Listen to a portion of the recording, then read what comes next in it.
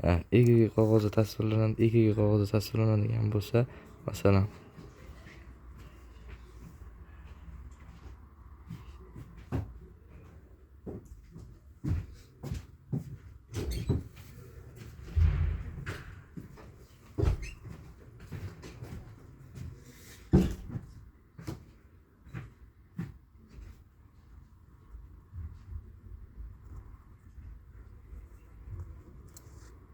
shunaqa bo'layotgan bo'lsa, ikkinchi standartda ko'rinish bunaqa bo'ladi.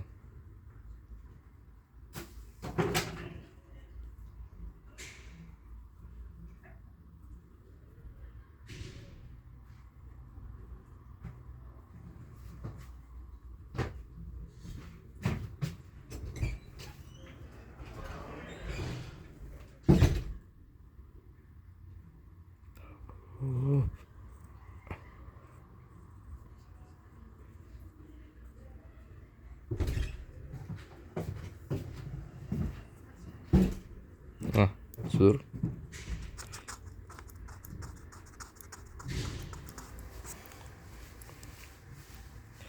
Ikkinchi standartdagi tasvir teskari bo'ladi. Va bu ikkinchi standartda olingan EKG qatori keyin uchinchi standartda ham bo'lishi mumkin. 2000 ga teskari bo'ladi.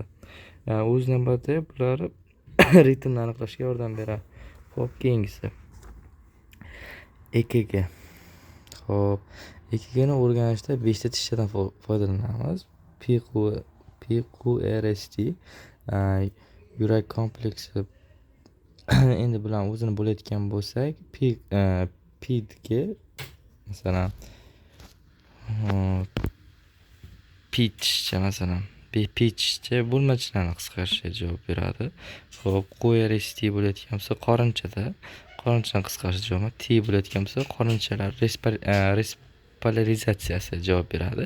Ya'ni buning o'z holatiga qayta tiklanishi, o'z holatiga qaytishi repolarizatsiyasi qorinchani qisqargan bo'lsa, mana bu QRST qisqarishi repolarizatsiya kengayib joyiga qaytib olish vazifasini bajarib beradi. Ko'rsatish vazifasini bajaradi. Xo'p, EKG tezligi bo'ladigan bo'lsa, bizda 25 mm taqsim sekund, keyin 50 mm taqsim sekundda ko'rsatiladi. Bu o'z navbatida sekundga aylantirilayotgan bo'lsa rasman 0.4 sekund, 0.2 sekund bo'ladi. Xo'p. Bu qisqa yoyli, mana bu uzun yoylidir. Xo'p. Endi bunisi bu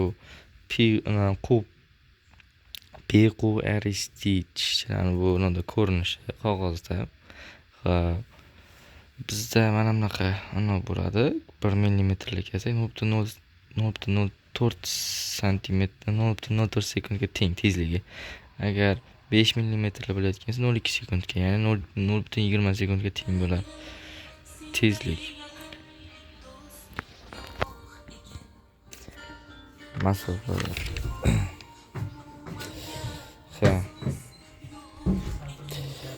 Bu tomonlar haqida gapirishganidek, bu yurak nerv bilan ta'minlanishi. Xo'p.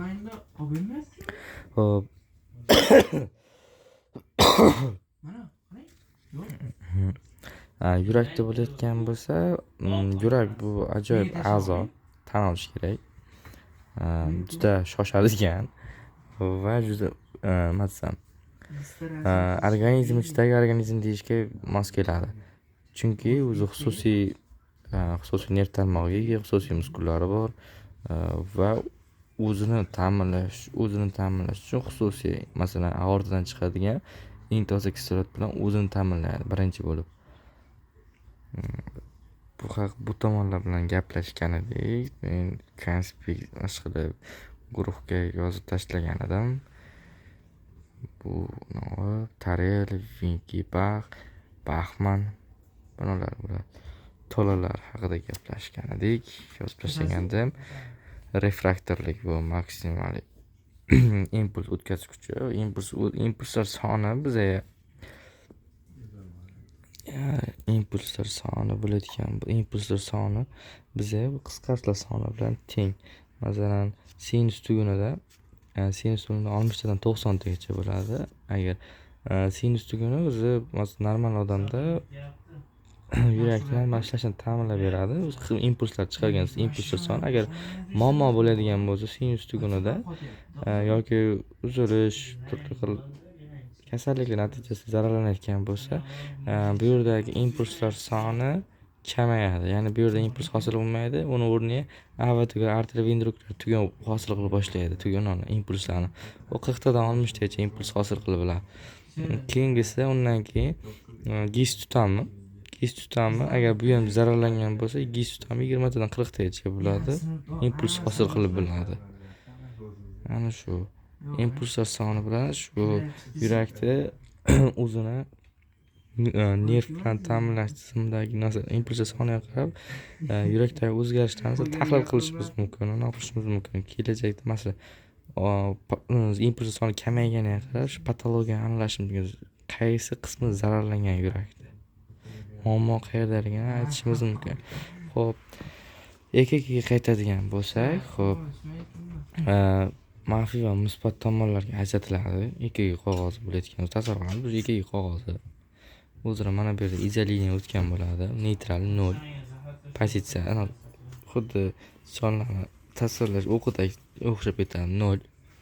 Xo'p, yuqori tomon plus, musbat tomon, pastki qismi manfiy tomon bo'ladi. Xo'p, endi bizda intervallar bor. Intervallar bo'layotgan RR intervali bor. RR intervali, PQR intervali, PQRS intervali va PQRS yoki QT intervali bor. RR intervalda 1 daqiqada yurakning qisqarish sonini aniqlashi kerak bo'ladi. RR intervali 1 daqiqada yurakning qisqarish sonini aniqlashi kerak bo'ladi. Bu qanday topamiz? Xo'p, RR intervalda bo'layotgan bo'lsa, masalan, eng yuqori ertishchani, eng yuqori bo'ladi ertishchadan ikkita ertishcha orasidagi masofani o'lchab oladi. Taxminan 17 mm bo'layotgan bo'lsa, 17 mm bo'layotgan bo'lsa, keyin pulson topish formulamiz bor. Pulson keyin qilamiz. Masofani o'lchab olamiz. Masofani keyin anaqa qilganidek millimetrga. Xo'p, 25 santimetr, millimetr taqsim sekundda shunaqa. O'sha bilan hisoblayotgan, o'shani millimetrda ko'paytirayotgan bo'lsa, sekundda topganidek bo'yni 0.04 17 mm ko'paytirib 0.68 sekund bo'ladi. Keyin bizda bu yerda puls sonini topish formulasi bor. PS barobar pulsda bu 60 taqsim x. X topishimiz x bizda mana bu yerdagi son. Puls topishimiz kerak. 60 dan 0.68 ga bo'layotgan bo'lsa 88 marta urgan ekan yurak. Mana shu yerda bizda RR orasidagi masofadan keyin formuladan topib yurakni necha marta qisqarganini aniqlab oldik.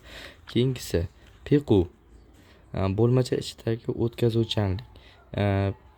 O'tkazuvchanlik pitish boshlanish joyi, quvitish tugash joyiga o'lchab olinadi va EKG tezligi ko'paytiriladi. Bu yerda sinus tuguni, AV tuguni, arteriovendriklar tugun o'rtasidagi masofa ko'rsatib qo'yilgan. Masalan, P bilan Q orasidagi masofa o'lchanadi. Q orasidagi masofa, masalan, P bilan Q orasidagi masofa o'lchab olinadi. Mana shu yerdan Qgacha o'lchab olingandan keyin boshlanish joyida. Undan keyin xo'p 0.04, ya'ni o'sha sekundga ko'paytiriladi millimetrda, har bir katagi 0.04 dan. Xo'p, ko'paytirilgan qo'llangandan keyin bizda 0.12 chiqadi. Keyin buni tekshirib ko'ramiz. Taxikardiya foni bo'ladi, normal kardiya foni bo'ladi, keyin bradikardiya foni tekshirib ko'riladi. Agar shu pi va q o'rtasidagi masofa 0.12 chiqayotgan bo'lsa, bu bizga normal. 0.12 dan 0.12 dan 0.2 gacha bo'layotgansa normal. Taxikardiya fonda bo'layotgan bo'lsa 0.12 dan 0.18 gacha bo'ladi. Xo'p, bradikardiya fonda 0.12 dan 0.21 gacha.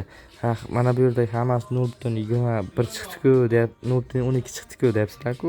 Endi savol tug'ilayotgan bo'lsa, xo'p, qaranglar. Mana bu taxikardiya fonida 0.12 dan 0.18 gacha bo'lgan oraliq nazarda tutiladi. 0.13, 0.15 mashla bo'lishi mumkin. Bu taxikardiya fonini beradi. Bradikardiya 0.12, 0.21. Shu oraliqdagi masofani o'zi javob ketadi. O'qiganingizni bilmadimmi? O'qiganingiz esimda yo'q hali. Sekund. O'zicha oladi.